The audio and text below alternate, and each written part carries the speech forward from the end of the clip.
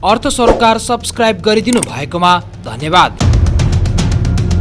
Market माथि बढ्ने आधार छैन किनकि पोलिसी लेभलको सपोर्ट छैन। मार्केट तल जाने पनि आधार छैन किनकि अहिले त 47-48 लाख मान्छेहरूको अझै पनि यो आस्थाको केन्द्रबिन्दु छ। 300 पोइन्ट माथि लगेपछि एउटा प्रफिट बुकिङको लेभल आइहाल्यो, 300 पोइन्ट तल आएपछि फेरि उठाउने लेभल आइहाल्यो। ओभरअल बुलिस यो मेन्टालिटी चाहिँ बुलिस नै हो। फेरि पनि मार्केट बियरिसमै जान्छ भने पनि म अब त्यसलाई प्याचअप गर्नको लागि तयार छु। म चाहिँ 2500 को लेभललाई क्रस गरेर तल आउन थाल्यो भनेदेखि चाहिँ डेफिनेटली मार्केटले यो रेन्जमा कन्सोलिडेसनको रेन्जमा बटम लगायो भनेर बुझ्दा हुन्छ। त्यसकारण एकदमै ब्लाइन्डली चुनाव हुन्छ, अब मार्केट माथि जान्छ, त्यो पनि एउटा एक्सट्रिम बुझाइ हो। बुलिस ट्रेन्ड इन भएर बियरिस भएको भए हामी हेर्नुहोस् यो मार्केट घट्न थालेको 3 महिना हुन लाग्यो, यतिखेर कहाँ पुगिसक्नु पर्थ्यो। सेयर मार्केटसँग त्यो ब्याज दरलाई डेडी गरेर तपाईँले बुझ्दाखेरि हुन्छ। यदि 10% दिएको छ भने त्यसले इन रियालिटीमा 15% दिएको हो। त्यो डेडी गर्दाखेरि बढी आइरहेको छ कि नेप्सेको एभरेज इपिएस बढी आइरहेको छ, त्यसैबाट यो बियरिस ट्रेन्ड सुरु हुन सक्ने संकेत पाइन्छ। पोजिटिभ कुरा पनि त भइरहेछ नि त ब्याकग्राउन्डमा। त्यसले गर्दाखेरि चाहिँ यदि त्यो राइट टाइममा ठ्याक्क आइदियो भने मार्केट माथि जान्छ। 10बाट 9 मा झरेको एभरेज ब्याज दर बढेको दिन हेर्नु होला, त्यो अहिलेको 3 अरबको एभरेजको कारोबार एटलिस्ट पनि 5-6 अरब पुग्छ कि। लङ टर्म वेट गर्ने भने जुन स्टकमा कन्फिडेन्स छ त्यो स्टकमा वेट गर्ने हो कि। फेरि मार्केटले दिँदै गएर पनि होइन डिभिडेन्डको हिसाबले पनि उहाँले होला नसाउ न घाटाको अवस्था होला, तर विनर बनाउन सक्दैन कि। लस क्यारी फरवर्ड भएर जान्छ कि, झन्झन अगाडि तानेर जान्छ। अनि त्यो अवस्थामा झन् घाटा हुन्छ। गलतै टाइमिङमा पनि सही स्टक किनिदिनु भएको छ भने फेरि त्यसले तपाईँलाई विनर बनाउँछ। चाहे साइड लाइन होस् चाहे बियरिस नै भए पनि लङ टर्ममा 20-25% भन्दा कमाइ घट्दैन। तर हामीलाई प्रब्लम के हो भने त्यतिले पुग्दैन क्या। एउटा एक्सपेक्टेसन र एचिभमेन्टको बिचमा धेरै ग्याप भयो भने मान्छे पागल हुने त हो नि। अनि मान्छे पागल हुने भनेको पेनिकमा आउने हो। तपाईँसँग जति पनि डिस्पोजेबल क्यास छ त्यसको आधा गरेर किन्नुहोस्। स्ट्राटेजीलाई सेट गरेर जानु सक्यो भने चाहिँ हामी विनर हुन सक्छौँ। नलेज, डिसिप्लिन र क्यापिटल म्यानेज, यो 3टा कुराको ब्यालेन्स मिलेन भने सेयर बजारमा लस हुन्छ। अवसर कुन बेलामा हुन्छ? जुन बेलामा सिचुएसन डिफिकल्ट हुन्छ। त्यस बेला अवसर ट्याप गर्ने नै डिफिकल्ट बेलामा हो।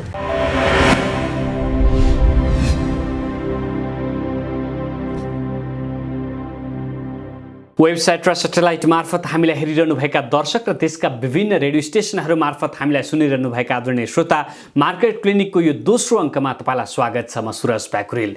यो कार्यक्रममा हामी नेपालका सेयर बजारका विश्लेषक डाक्टर केशव श्रेष्ठसँग खास संवाद गर्छौँ। नेपालको पुँजी बजारका बारेमा वा विशेष गरी फन्डामेन्टल पक्षलाई अझ बढी जोड दिएर चर्चा परिचर्चा र बहस गर्छौँ। पछिल्लो समय नेपालको सेयर बजार केही समय यता अलि ओह्रालो लागिरहेको हो कि वा बेरिस ट्रेन्ड समातिरहेको हो कि वा अगाडि बढ्न नसकेको हो कि भन्ने धेरैजनाको शङ्का उपशङ्काका बिचमा अबको बजार र यसमा हामीले कस्तो रणनीति लिनुपर्छ भन्ने तथ्यमा आजको अङ्कमा हामी बहस गर्छौँ। आउनुहोस् उहाँलाई कार्यक्रममा स्वागत गरौँ।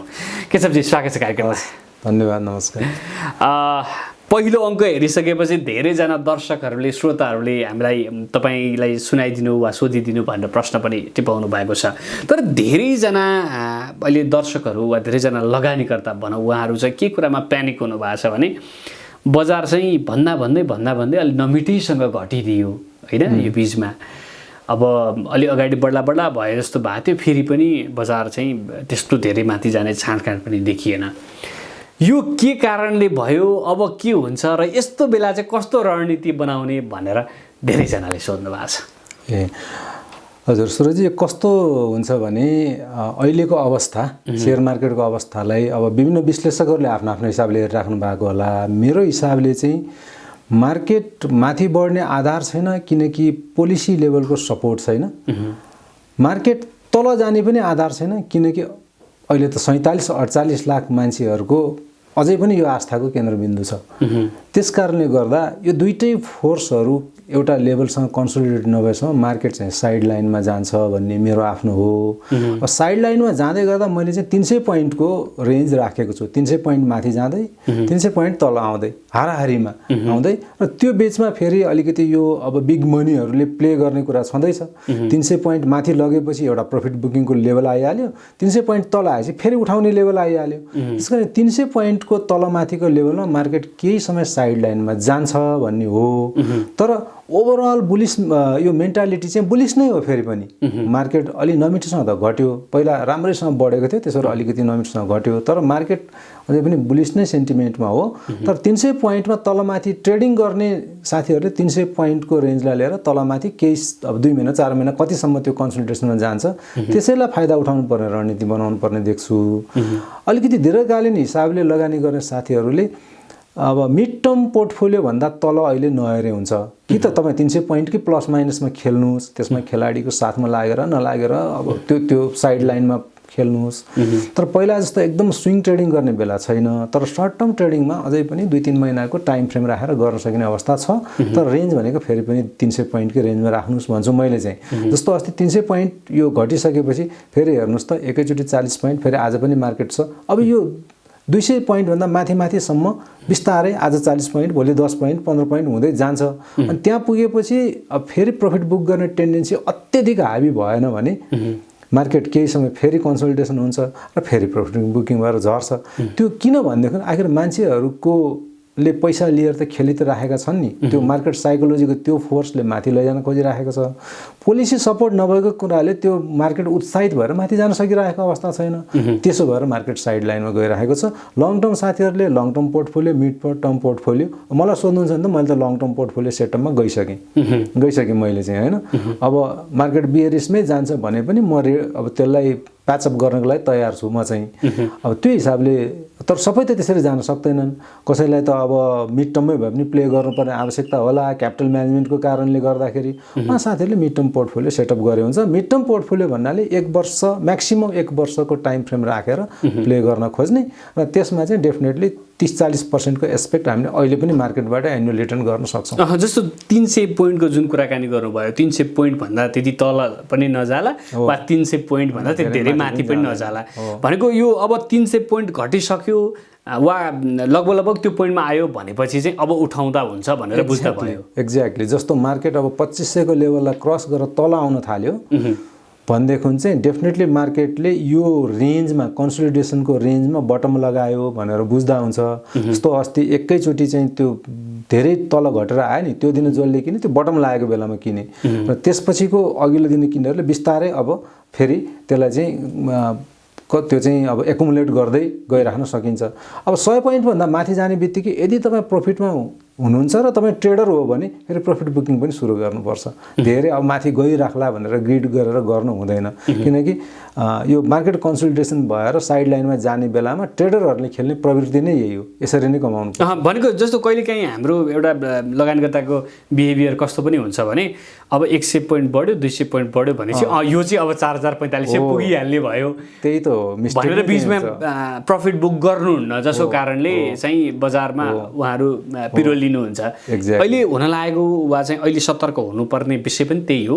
एक्ज्याक्टली अब जस्तो पहिला देख्नु भएको छ नि त 1800 पोइन्टबाट 3200 क्रस गरेको पोइन्ट, उहाँहरूलाई के लाग्छ भने अब त बढ्यो अब माथि जान्छ। तर त्यसरी आशा राख्नु अस्वाभाविक होइन। तर त्यसको बेस चाहिँ के छ त, के को बेसमा, पोलिसीको बेसमा कि अरू इकोनोमीका फन्डामेन्टल कुराहरू भएर कि त्यो केही पनि नभएको हुनाले यो धेरै माथि जाँदैन है भन्ने कुरा बुझ्नुपर्छ उहाँहरूले। त्यसकारण 100 पोइन्टदेखि नै अब कोही एकदम आत्तिएर प्रफिट बुक गर्नेले 100 पोइन्ट माथि जाँदै गर्दा पनि बुक गर्दैलान्, कोही अलिक ग्रिडी भएर कुर्यो भने 200 पोइन्ट 250, तर 300 पोइन्टभन्दा माथि चाहिँ नजानुहोस्, त्योभन्दा माथि जाने आधार छैन भन्ने देख्छु मैले चाहिँ। त्यहाँनिर चाहिँ लगानीकर्ताहरू अलि सतर्क भएर प्रफिट बुक गरिहाल्ने नि, आएको प्रफिट बुक गरिहाल्ने, फेरि त्यसपछि त्यो तल झर्छ। किनकि अहिलेको यो 2 महिनादेखिको साइकललाई तपाईँले हेर्नुहुन्छ भने त्यही त चलिरहेको छ, साइड लाइनको साइकल चलिरहेको छ।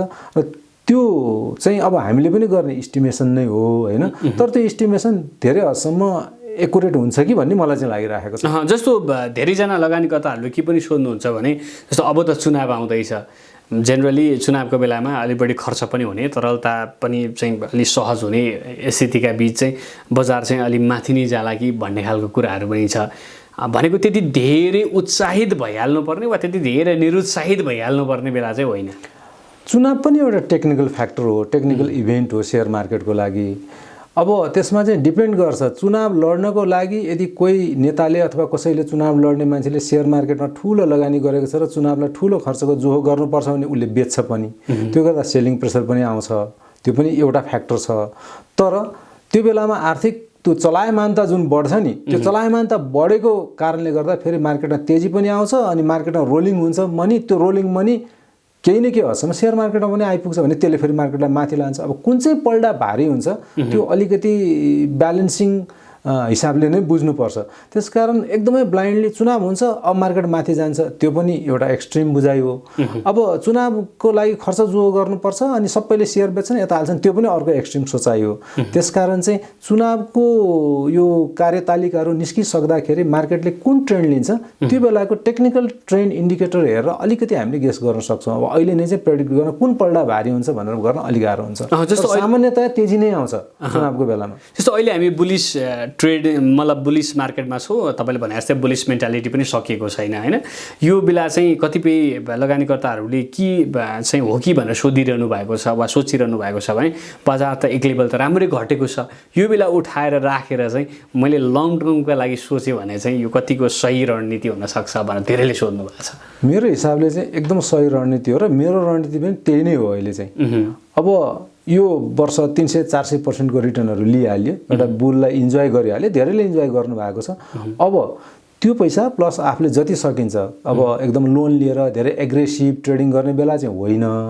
तर आफ्नो इक्विटीले क्यापिटलले बचतले धाने जति चाहिँ ठ्याक्कै तपाईँले भन्नुभएको जस्तो आफूलाई कन्फिडेन्स भएका फन्डामेन्टल राम्रा भएका स्टकहरू लिने।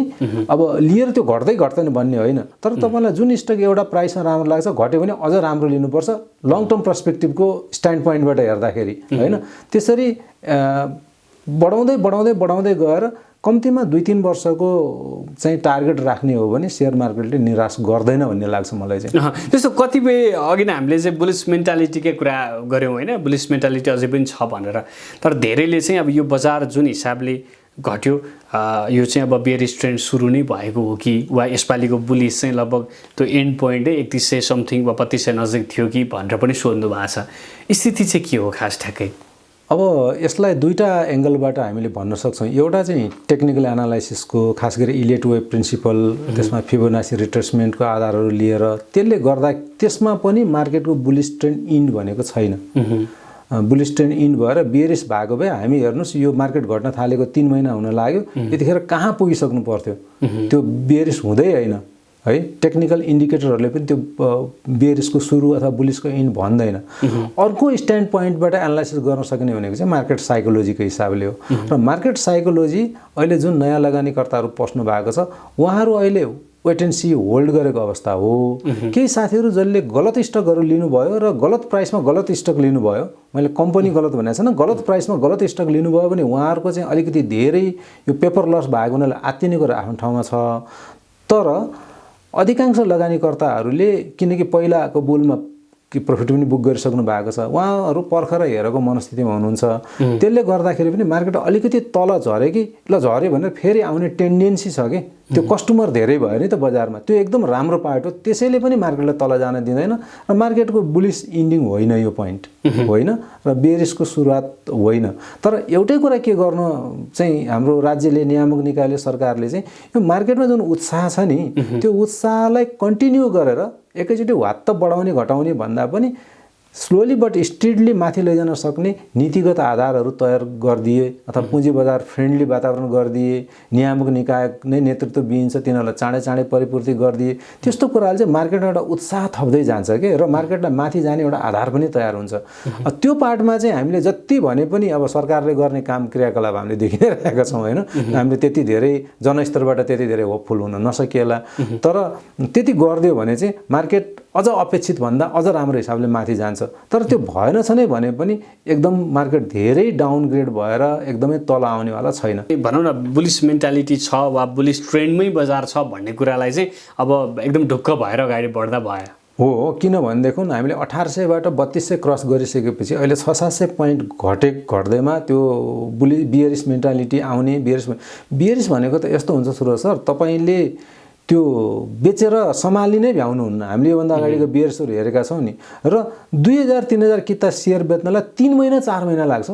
त्यस्तो अवस्था हो त अहिले होइन नि त। बायर पनि छन् सेलर पनि छन् टर्नओभर घटेको छ द्याट्स फाइन तर मार्केटमा जुन यो प्रवृत्ति छ नि ट्रेडिङ हुने अथवा कारोबार हुने प्रवृत्ति त्यसले पनि यो बेयरिस होइन भनेर क्लियरली भनिराखेको छ नि हैन त्यसकारण त्यसमा आत्तिनु पर्ने चाहिँ मैले देख्दिनँ तर अब 3200 पुगेको थियो माथि नै गइराखोस् भन्ने त्यस्तो मेन्टालिटी पालेर पनि हुँदैन वा यस्तो पनि लगानीकर्ताको मेन्टालिटी कि पनि भएर गलत भएको हो कि चाहिँ बुलिस ट्रेन्ड भन्ने बित्तिकै बजार चाहिँ बढेको बढै गर्नुपर्छ वा धेरै माथि अल टाइम रेकर्डहरू चाहिँ ब्रेक गरेको गरे हुनुपर्छ यो सोचले पनि कतै न कतै यो बुलिसलाई नै गलत डिफाइन्ड भएको हो बुलिस भन्ने बित्तिकै बढेको बढै गर्नुपर्छ जुनै पनि बुलिस अथवा बियरिस जे भए पनि बढेको बढै गर्नलाई अथवा घटेको घटेको गर्नलाई आधार चाहिन्छ कि र त्यो आधार तपाईले कतिको एनालाइटिकल कतिको एकदम स्ट्रङ आधार देख्नुहुन्छ त्योसँग अट्याच गरेर बुलिसलाई अथवा बियरिसलाई एनालाइसिस गर्नुपर्ने हो तर नयाँ लगानीकर्ता साथीहरु त्यसरी बुझ्नुहुन्न बढेपछि बढेको बढै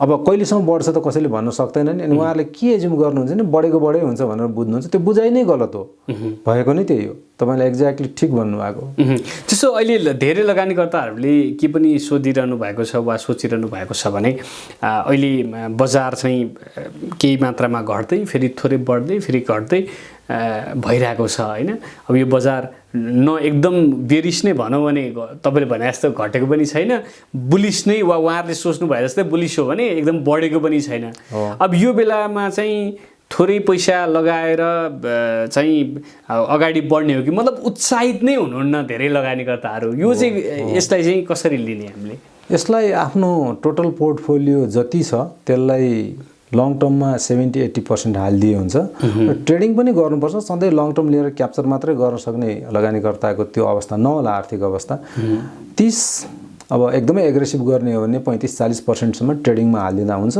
तर ट्रेडिङमा चाहिँ त्यही 100 देखि 300 पोइन्टको बीचमा प्रफिट बुक गर्ने टार्गेट राख्ने 300 पोइन्ट तल घट्ने बित्तिकै बटम लाग्न सक्ने आकलन गरेर बाइ गर्ने 100-150 पोइन्ट माथि जाने प्रफिट बुक गर्ने तर कुन पोर्टफोलियोको हिस्सामा 30% को पोर्टफोलियोको हिस्सामा 70% चाहिँ अघि हामीले कुरा गरे जस्तै राम्रा फन्डामेन्टल भएका स्टकहरुमा हालेर बस्ने त्यसले पहिलाको बुलमा जस्तो एकैचोटी हप्तैपछि 10-10% चाहिँ दिदैन तर वर्षमा 20-30 अथवा 40% सम्म ट्रेडिङ र इन्भेस्टमेन्ट सबैको गर्दाखेरि त्यति रिटर्न निकाल्न गाह्रो पनि छैन मार्केटमा जस्तो लगानीकर्ताले के पनि सोध्नुहुन्छ भने अघिल्लो पटकको बियरिस बजार जसले देख्नु भएको छैन वा अघिल्लो पटक बुल बजार पनि धेरैले देख्नु भएको छैन बुल बजार भनेपछि बढेको बढे गरेर एउटा पोइन्टमा पुग्छ अनि घटेको घटे गरेर बियरिस बजार सुरु हुन्छ भन्ने एउटा मिसकन्सेप्ट धेरैमा छ हैन यो बुलिस बजारमा पनि यस्तै घट्दै यो साइडवेज जाँदै माथि जाने हुन्छ कि यसपालि मात्र यस्तो भयो कि के हो भनेर धेरै लगानीकर्ताले सोध्नु भएको छ बुलिसमा चाहिँ अब अहिलेको जस्तो यस्तो साइड लाइनमा जाने चाहिँ हुँदैन एकदम क्लियर ट्रेन्ड बुलिस ट्रेन्ड छ भने चाहिँ त्यो बिस्तारै माथि जाने थोरै करेक्सन आउने अनि फेरि माथि जाने हायर हाई बनाउने टेन्डेन्सी हुन्छ तर अहिलेको यो 2-3 महिनाको प्रवृत्ति चाहिँ हायर हाई बनाउने टेन्डेन्सी हैन अहिले साइड लाइनको टेन्डेन्सी हो यो चाहिँ है टेन्डेन्सी हो अब यो भन्दै गर्दाखेरि पनि अब धेरैलाई चाहिँ अब बियरिस सुरु नै भइसकेको हो कि भन्ने पनि धेरैले त्यो चिन्ताले भित्रभित्र आफूलाई सताएको हुन्छ हैन त्यो हिसाबले चाहिँ नि उहाँहरूले सोध्नुहुन्छ यो सुरु भएको हो त भनेर सोध्नुहुन्छ अनि त्यसमा चाहिँ मैले चाहिँ के भन्छु भने एउटा दुईटा इन्डिकेसनहरु मार्केटले दिएको हुन्छ त्यो मार्केटले दिएको इन्डिकेसन चाहिँ हामीले बुझ्न सक्नुपर्छ जस्तो अहिले एकदम सिम्पल हेर्ने भन्दाखेरि चाहिँ यो ब्याज दर जस्तो अहिले 10% मा पुग्यो नि त ब्याज दर शेयर मार्केटसँग त्यो ब्याज दरलाई डेडी गरेर तपाईले बुझ्दाखेरि हुन्छ यदि 10% दिएको छ भने त्यसले इन रियालिटीमा 15% दिएको हो किनभने शेयरको त कम्तीमा पनि डिभिडेन्ड आउनलाई 6 महिना लाग्छ तर ब्याजमा त त्यस्तो हुँदैन ब्याजमा त दिनको हिसाब क्याल्कुलेसन हुन्छ भनेपछि शेयरमा डिभिडेन्ड लिनलाई 6 महिना लाग्छ भने 6 महिनासम्म त फेरि ब्याजले त कमाइस्या हुन्छ नि हैन त्यो भनेको डेडी गर्नु पर्यो 6 महिना त फेरि कमाएपछि जुन दिन बजारमा पाएको ब्याज को डेडी गर्दाखेरि जति आउँछ जस्तो अहिले 15% आउँछ हैन र नेप्सेको एभरेज अर्निङ पर शेयर नेप्सेको पनि त ईपीएस हुन्छ सेक्टरल ईपीएस हुन्छ कम्पनीको मात्रै हुँदैन त्यो 15 भन्दा घट्छ त्यो बेलादेखि सतर्क हुनु पर्यो त्यो बेलादेखि चाहिँ किनभने यो ब्याजको नेचुरल फोर्सले चाहिँ तपाईँको सेयर मार्केटको रिटर्नलाई जित्न थाल्यो। अनि त्यो भएपछि मान्छेले चाहिँ के गर्छन् भने अब किन सेयर मार्केटमा लगाउनु त, झन्झट छ, दुःख छ, त्यसको सट्टा त बरु चाहिँ केही गर्नु पर्दैन, ब्याजमा राखौँ भन्ने टेन्डेन्सी अत्यधिक भएर जान्छ र त्यो चाहिँ यति स्पिडमा आउँछ कि त्यसले मार्केटलाई सम्हालिन दिँदैन। त्यसकारण अब अहिले हाम्रो हरेक महिनाको ब्याज दर जुन हुन्छ नि त्यसलाई डेडी गर्नुहोस् र अहिलेको कमर्सियल एपहरूले देखाइहाल्छ नेप्सेको इपिएस कति छ, एभरेज इपिएस सबै कम्पनीहरूको एभरेज हाइट हो, बैङ्क सैङ्क सबै मिलाउँदाखेरि त्यो डेडी गर्दाखेरि बढी आइरहेको छ कि नेप्सेको एभरेज इपिएस बढी आइरहेको छ। त्यसैबाट यो बियरिश ट्रेन्ड सुरु हुन सक्ने सङ्केत पाइन्छ। अहिलेको लागि भन्नुपर्दा जस्तो 10 लाई डेडी गर्यो भने 15 आइरहेको छ, तर नेप्सेको एभरेज इपिएस अहिले पनि 17 को हाराहारीमा छ भनेपछि अहिले हामीले आत्तिनु पर्दैन। यसको मतलब के हो भने यदि नेप्सेमा कसैले लगानी गर्छ भने इन एन एभरेजमा 17% कमाउन सक्नुपर्छ। त्योभन्दा तल कमायो भने ऊ चाहिँ लुजर भयो लङ टर्मकै पर्सपेक्टिभबाट पनि। तर नेप्सेले नै कमाएर दिन नसक्ने अवस्था आयो भने त ओभियसली सक्दैन नि। अब कोही धेरै स्मार्ट मान्छे होला, उसले नेप्सेको चाहिँ ऊ 12 इपिएस 12 हुँदा पनि उसले 20 कमाउला, त्यो त बेग्लै कुरा भयो। तर इन एन एभरेजमा त कमाउन सक्दैन। त्यो भएको हुनाले चाहिँ त्यसरी क्याल्कुलेसन गर्यो भने वान अफ द इन्डिकेटर चाहिँ त्यो पनि हो। अनि धेरैजनाले चाहिँ बियरिस कहिले सुरु हुन्छ त, सुरु हुन लागेको हो कि भन्ने जुन क्वेसन छ नि त्यसलाई तपाईहरु आफैले अलिकति स्टडी गर्नुभयो भने थाहा पाउन सक्नुहुन्छ। त्यो हिसाबले मार्केट बियरिस मेन्टालिटीमा होइन भन्नेको जुन हामीले भन्छौँ नि एनालिस्टहरूले, त्यसको आधार त्यही हो। जस्तो तपाईले बजार बियरिस ट्रेन्डमा होइन भनेर जुन खालको आधार प्रस्तुत गर्नुभयो नि, बजार अझै बुलिसमै छ भन्ने खालका त्यस्तै आधारहरू पनि त होला नि, त्यो चाहिँ कसरी हेर्ने? अब एउटा त त्यही नै भयो, मार्केटको एभरेज कमाएर दिन सक्ने क्षमता 17-18। तर मैले स्टडी गरेको छु, राम्रो मसँग क्यापेसिटी छ एनालाइसिस गर्ने, मैले बुझेर गर्छु भने 20-30 त्यहाँ सेयर मार्केटको लगानी। अब त्यो 100-200 भनेको चाहिँ अत्यधिक एक्सट्रिम हो, त्यसमा त म जान चाहन्न। तर 20-30 भनेको पनि धेरै राम्रो रिटर्न हो, त्यो भएको हुनाले गर्दाखेरि चाहिँ हामीले चाहिँ नि यो मार्केट चाहिँ बुलिस नै छ भनेर भन्ने हो। अब अर्को आधार भनेको चाहिँ लिक्विडिटीको अहिले क्राइसिस छ, रेमिटेन्सहरू आएको छैन, अब नियामक निकायले ल्याउने पोलिसी सपोर्टहरू छैन। तर भोलि त हामीले आशा त गर्न सक्छौँ नि त, भोलि नेतृत्व राम्रो आउला, नेतृत्वमा मान्छे आएपछि त्यसमा एउटा एक किसिम उछाल आउँछ, नीतिगत सपोर्टहरू आउँछ। अनि यो लिक्विडिटी क्राइसिस पनि बिस्तारै अहिलेको न्युजहरू हेर्नुभयो भने आजको न्युजहरू अब निश्चय पोजिटिभमा जान थाल्यो भन्ने कुराहरू आइरहेका छन्। बिस्तारै यो विदेशी मुद्रालाई पनि खाता खोलेर ल्याउने, यो धेरै कुराहरू त पोजिटिभ कुरा पनि त भइरहेछ नि त ब्याकग्राउन्डमा। त्यसले गर्दाखेरि चाहिँ यदि त्यो राइट टाइममा ठ्याक्क आइदियो भने मार्केट माथि जान्छ। मार्केट माथि जाने बुलिस हुने आधारहरू त्यो कन्टिन्यू भएर बिस्तारै माथि जाने आधारहरू ती छन्। त्यसले गर्दाखेरि अर्को सबभन्दा ठुलो भनेको कस्टमरै धेरै आएका छन्, 40 लाखभन्दा बढी कस्टमरहरू छन्। तिनीहरू त सेयर मार्केटमा कामै गर्न आएका हुन् नि त, ती हराउँदैनन् के, ती साइलेन्ट बस्न सक्छन्, हराउँदैनन्। तर एकचोटि सेयर मार्केटमा आइसकेको मान्छे हराउँदैन।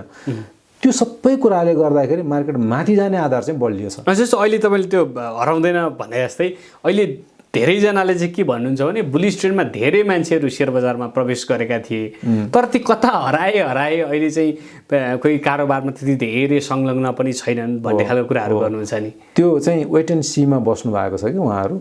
कहिलेकाहीँ लगानीकर्ताले चाहिँ not investing is also a very good strategy for investing भन्ने भन्छ क्या कहिलेकाहीँ। अब तपाईँले गर्दै जाँदा घाटै भइरहेको छ र जति काम गर्नुहुन्छ त्यति घाटा हुने सम्भावना उहाँलाई लाग्यो भने त चुप लाएर बस्नु पनि त गुड स्ट्राटेजी हो नि त।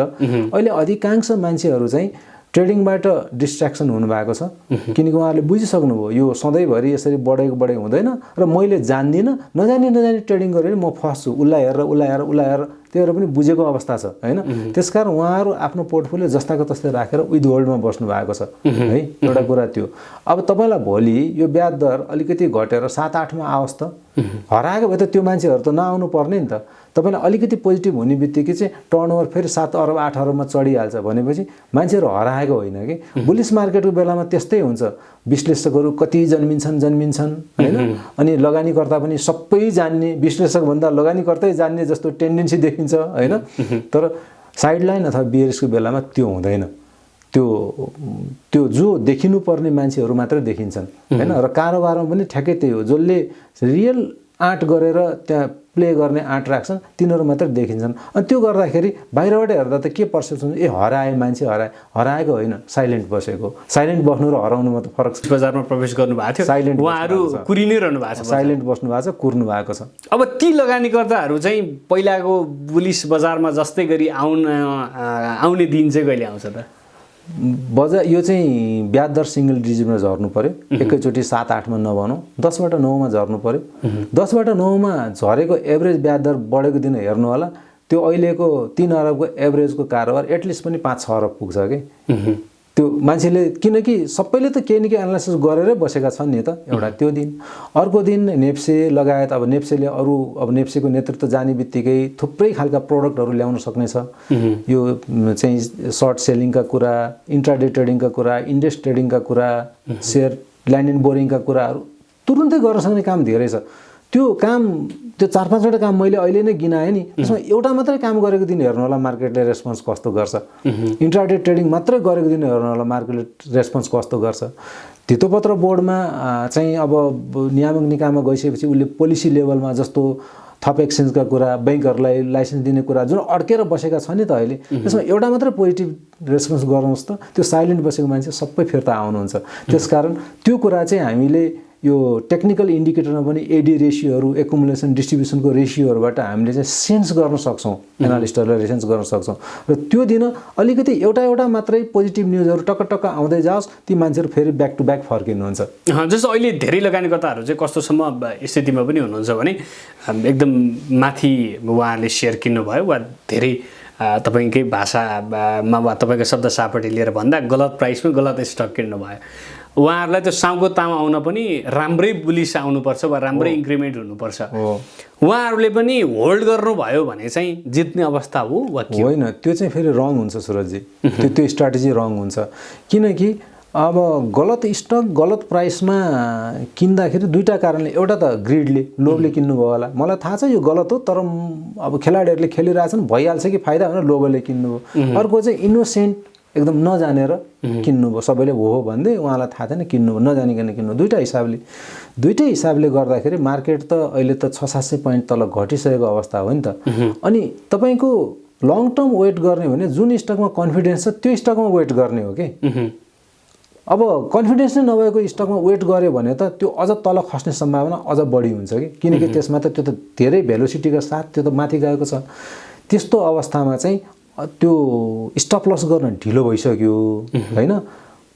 त्यो कुरालाई अलि चाँडै बुझेर मार्केट 3029 को लेभलमा बस्दाखेरि निस्कियो भए राम्रो हुन्थ्यो। तर अहिले नै पनि अब त्यो गलत स्टक पालेर बस्छु भन्यो भने चाहिँ विनर हुने सम्भावना अब धेरै long term ultra long term 4 वर्ष 5 वर्ष कुर्नु भयो भने त त्यो फेरि मार्केटले दिँदै गएर पनि होइन डिभिडेन्डको हिसाबले पनि उहाँले होला नसाउँ न घाटाको अवस्था होला तर विनर बनाउन सक्दैन कि। त्यसकारण रियलाइजेसन भएको छ कि मैले गलत प्राइसमा गलत स्टक किन्यो भने त्यहाँबाट एक्जिट हुनुपर्छ। सेयर मार्केटबाट एक्जिट हुने होइन त्यो पैसा त आउँछ नि त अलिकति लस बुक भयो होला नो प्रब्लम तर सही डिसिजन गर्न सक्नुहुन्छ नि त। तपाईँले सही डिसिजन गरेर गलत डिसिजन लिएर 5 वर्ष कुर्नु र अहिले त्यो गलत डिसिजनलाई ऱ्यापअप गरेर 5 वर्ष आज सही डिसिजन लिएर 5 वर्ष कुर्नु त फरक छ नि त। पुरो फरक छ नि फिलोसफी फरक छ। भनेको चाहिँ त्यो स्टकलाई बेचेर राम्रो स्टक किनेर बरु कुर्न सक्यो भने चाहिँ फाइदा हुन्छ। एक्ज्याक्टली अहिले चाहिँ अलिकति पेन हुन्छ होइन। अनि उहाँहरूले पेपर लस त हो नि भनेर बेच्नुहुन्न अनि त्यो लस क्यारी फरवर्ड भएर जान्छ कि झन्झन अगाडि तानेर जान्छ अनि त्यो अवस्थामा झन् घाटा हुन्छ। त्यस्तो अवस्थामा चाहिँ त्यसलाई अहिले लस बरु बुक गरिदिने। यदि तपाईँलाई रियल्ली अब सक्नुहुन्छ भने आफै एनालाइसिस गर्नुहोस् होइन भने कसैको हेल्प लिएर तर ट्रु एनालिस्टको हिसाब लिएर यो रङ स्टक हो भन्नुहुन्छ भने अहिले नै ऱ्यापअप गर्नुहोस्। तर सेयर मार्केटबाट नभाग्नुहोस् है। सेयर मार्केटबाट भाग्नुभयो भने तपाईँलाई फेरि मार्केटले कमाएर दिँदैन। त्यो पैसालाई राइट डिसिजनका साथ फेरि 70% चाहिँ तपाईँ लङ टर्ममा राखिदिनुहोस्। यदि लङ टर्मको तपाईँलाई लाग्छ भने तपाईँ ट्रेडर हो भने ट्रेडिङमा पनि तर सही स्टकमा डिफेन्सिभ स्टकमा पनि ट्रेड गर्न सकिन्छ। अहिले फेरि बियरिस मार्केटमा एउटा राम्रो के हुन्छ भने साइडलाइन र बियरिस त नभनौँ साइडलाइनको मार्केटमा तपाईँ डिफेन्सिभ स्टकमा पनि ट्रेड गर्न सक्नुहुन्छ। त्यो भनेको चाहिँ तपाईँको क्यापिटल पनि प्रोटेक्टेड छ होइन। टेक्निकल्ली भन्नुपर्दाखेरि चाहिँ आरएसआई पनि 30 भन्दा तल आएका कति स्टकहरू छन् अनि त्यो स्टक पनि बढ्दाखेरि पनि बेसरी बढ्दैन घट्दा पनि चाहिँ धेरै घट्दैन। उदाहरण दिएर भन्नुपर्दा 2000 रुपियाँ लगाएर तपाईँ कुनै स्टकमा ट्रेड गर्नुहुन्छ र त्यसमा चाहिँ 10% तपाईँले एक्सपेक्ट गर्नुहुन्छ सर्ट टर्म प्रफिट बुक गर्न भने त 200 रुपियाँ बढ्नु पर्यो। तर 300 रुपियाँको स्टकमा त तपाईँले चाहिँ 10% बढ्न त 30 रुपियाँ बढे पुग्यो नि होइन।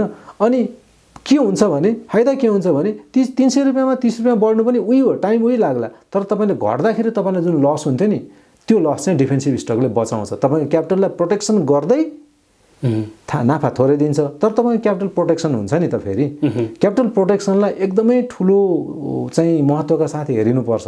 किनकि एउटा मान्छेले आज 1 करोड लिएर पस्यो, 6 महिनामा 50 लाख गुमायो भने त त्यसलाई त्यो 50 लाख कभर गर्नलाई अर्को 3-4 वर्ष लाग्ला। अनि 3-4 वर्ष त ऊ त साउको साउ।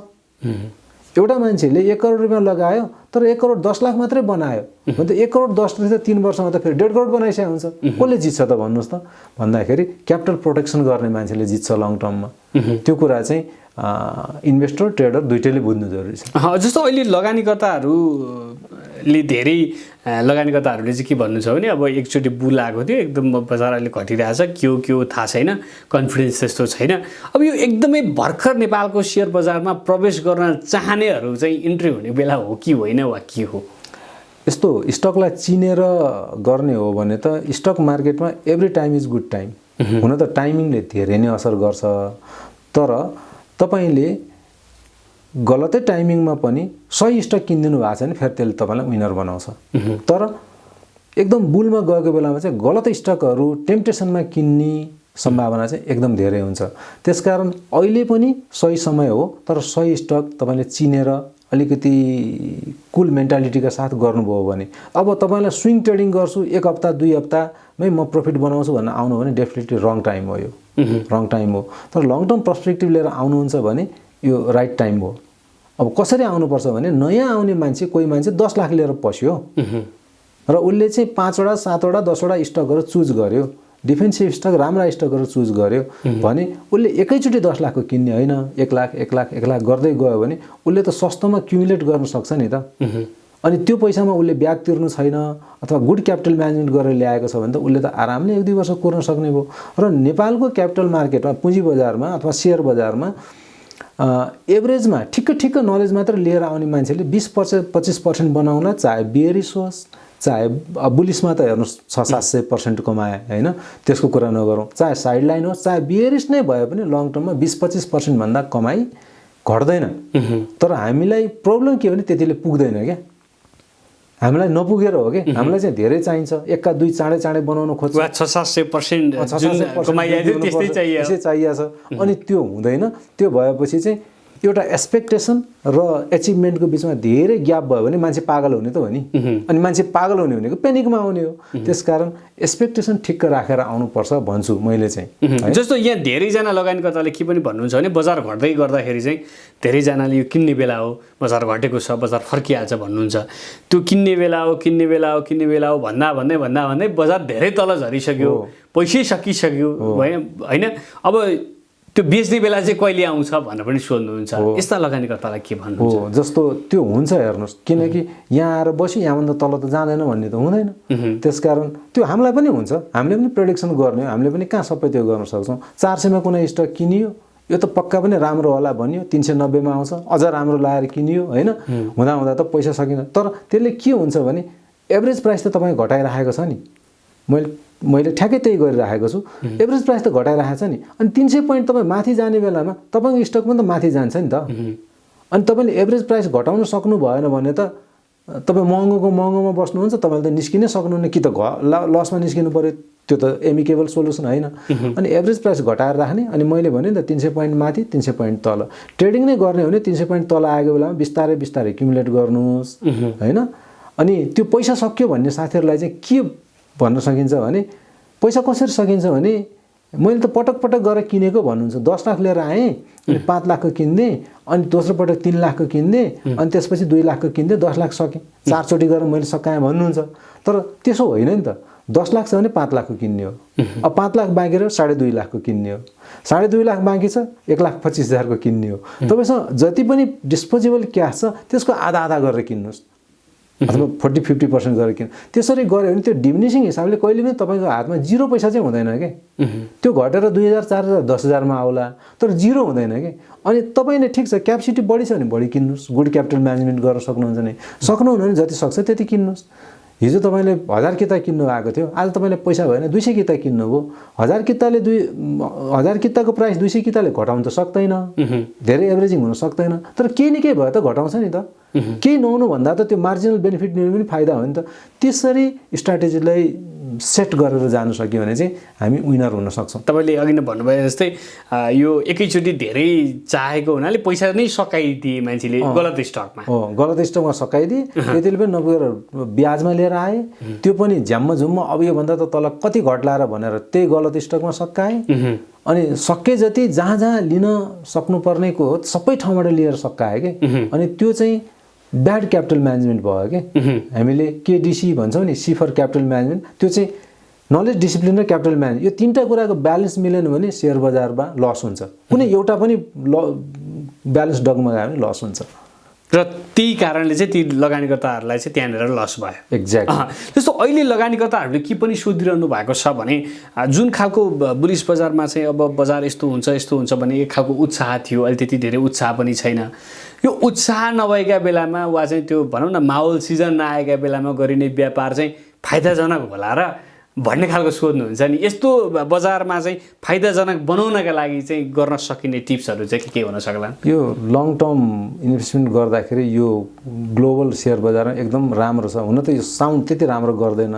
By the shares when there are lot of bloods on the road भन्छ कि अब त्यो भनेको चाहिँ मान्छेहरू एकदम प्यानिक भएर अब होइन एकदम चाहिँ नि रक्ताम्य भएको बेलामा चाहिँ तिमीले इन्ट्री गर भन्छ अनि खोज्ने नै त्यही बेला हो तर ट्रेडिङको लागि होइन ट्रेडिङको लागि त्यस्तो बेलामा गऱ्यो भने चाहिँ फलिङ नाइफ सिन्ड्रोम भन्छन् फेरि ट्रेडिङमा चाहिँ खसिराखेको चक्कुलाई समात्यो भने हातै काट्छ होइन त्यसकारण ट्रेडरको लागि चाहिँ अहिले समय त्यति फेभरेबल होइन हेर्नुहोस् होइन इन्ट्री गर्नको लागि पनि भइराखेको पनि जो धेरै नै अलिकति सिजन छन् उनीहरूले मात्रै प्ले गर्न सक्ने अवस्था हो इन्भेस्टरको लागि त फेरि राम्रो मौका हो यो होइन त्यसकारण चाहिँ अब यो माहौलै छैन एउटा अर्को पनि उखान छ क्या सुरज सर जब अवसरहरू टनाटन हुन्छन् नि जब सबै वातावरणहरू मिलेको हुन्छ नि त्यतिखेर अवसर हुँदैन कि है त्यो वातावरण र अवसर चाहिँ इन्भर्स रिलेटेड हुन्छन् कि त्यसकारण अवसर कुन बेलामा हुन्छ जुन बेलामा सिचुएसन डिफिकल्ट हुन्छ त्यस बेला अवसर ट्याप गर्ने नै डिफिकल्ट बेलामा हो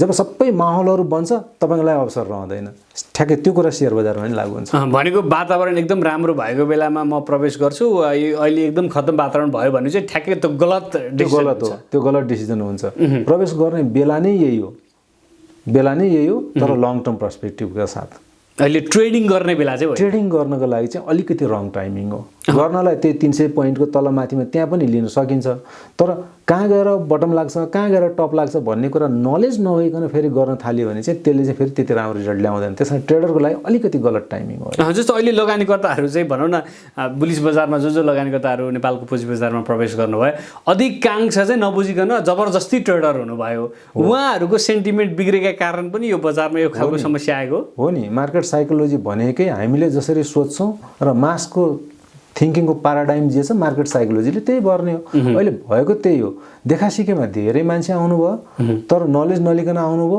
आइसकेपछि पनि नलेज लिने प्रयास गर्नु भएन र रे देखासिकेमा चलिराख्नु भयो जसले गर्दा नलेज चाहिँ लिइराख्नु भएको छ तर मार्केटले सिकाएको पाठ के पैसा गुमाएर पेपर लस गरेर नलेज लिइराख्नु भएको छ त्यसो भएर कि त पहिले पढेर जान्ने हो कि पढेर जान्ने हो अहिले अधिकांश लगानीकर्ताहरू पढेर ट्रेनिङ लिइराख्नु भएको छ मार्केटले सिकाइरहेको छ उहाँलाई त्यही हो कुरा चाहिँ भएर बिग्रिया हो ट्रेनिङ लिएर बुझेर बजारमा प्रवेश गर्नुभन्दा पनि बजारमा एकचोटि हन्डर खाइसकेपछि ट्रेनिङमा आउनु भएको छ ट्रेनिङमा आउनु भएको छ अथवा ट्रेनिङमै नआए पनि त्यो मार्केटले जुन शिक्षा दियो नि ट्रेनिङ भने त शिक्षा न हो कुनै ट्रेनरकोमा गएर लिनुपर्छ भन्ने छैन जुन हन्डर खानुभयो त्यो आफैमा एउटा ट्रेनिङ हो होइन बरु ट्रेनिङ लिएको भए 10-20 हजारमा काम चल्थ्यो होला होइन अब त्यहाँ त लाखौँ रुपियाँ गुमाएर उहाँहरूले शिक्षा त पाउनु भएको छ नि होइन त्यस्तो हो जस्तो यो तपाईँ आफै पनि ट्रेनर भएको हिसाबले पनि मैले यो प्रश्न सोध्दैछु केही लगानीकर्ताहरूले चाहिँ के पनि भन्नुहुन्छ भने हामी 30 लाख वा 3 करोड रुपियाँ चाहिँ लगानी गर्न खोज्दैछौँ तर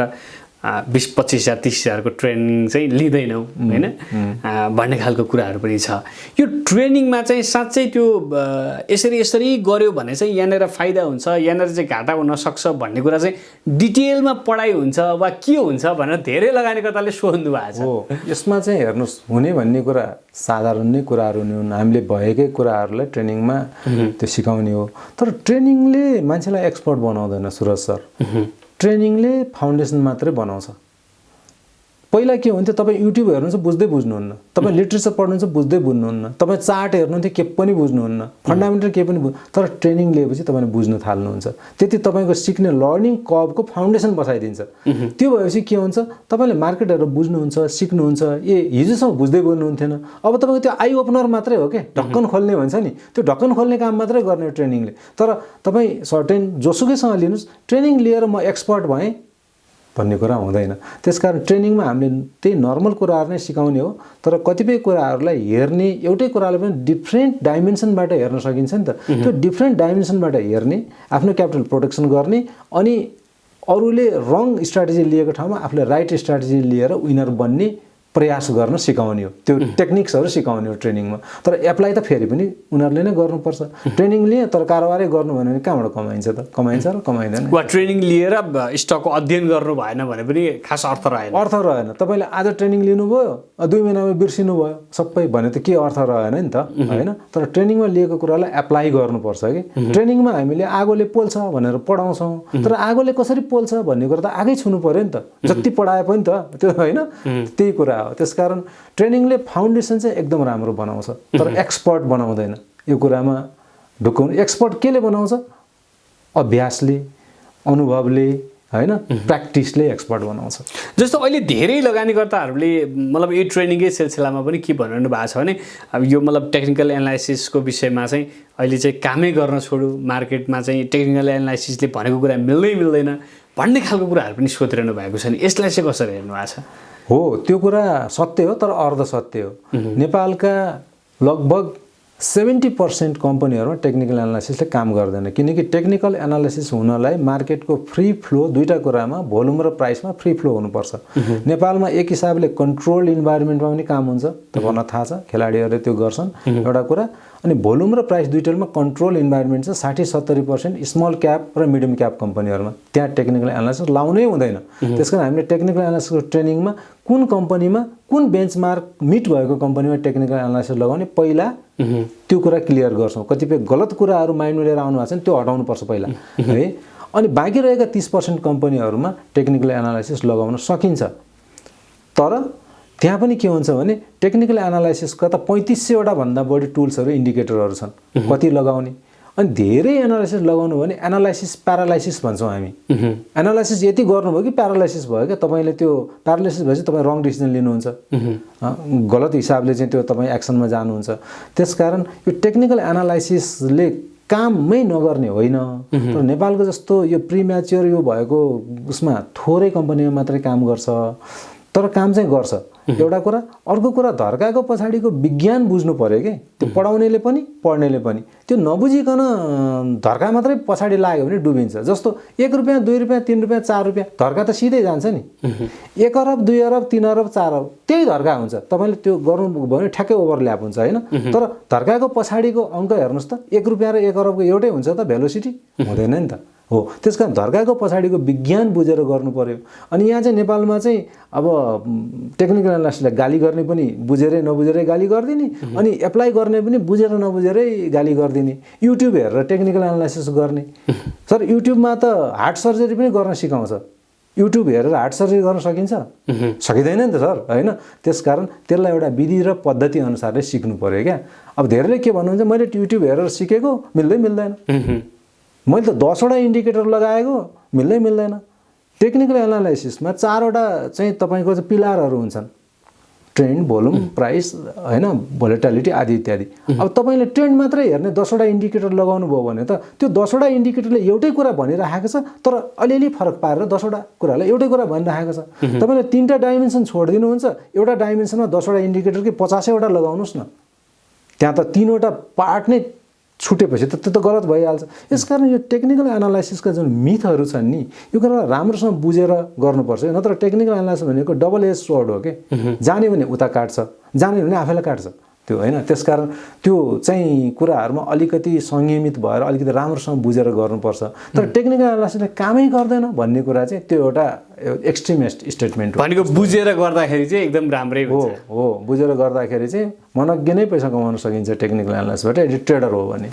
हवस् त, तपाईँको यो समय र संवादका लागि धेरै धेरै धन्यवाद। हस्, धन्यवाद, मेरो पनि धेरै धेरै। हवस् दर्शकहरू, यो विशेष संवादसँगै आजका लागि हाम्रो कार्यक्रमको निर्धारित समय सकिएको छ। कार्यक्रम सम्बन्धी केही सल्लाह सुझाव वा प्रतिक्रिया भई स्क्रिनमा देखाइएको हाम्रो ठेगानामा सम्पर्क गर्न सक्नुहुनेछ। तपाईँले यो कार्यक्रमका लागि पठाउने प्रश्न पनि सोही इमेलमा पठाउन सक्नुहुनेछ। आजका लागि कार्यक्रम सकियो। कार्यक्रमका सम्पूर्ण युनिटसँगै म सुरज प्याकुरेललाई पनि बिदा दिनुहोस्। नमस्ते। अर्थ सरोकार सब्स्क्राइब गरिदिनु भएकोमा धन्यवाद।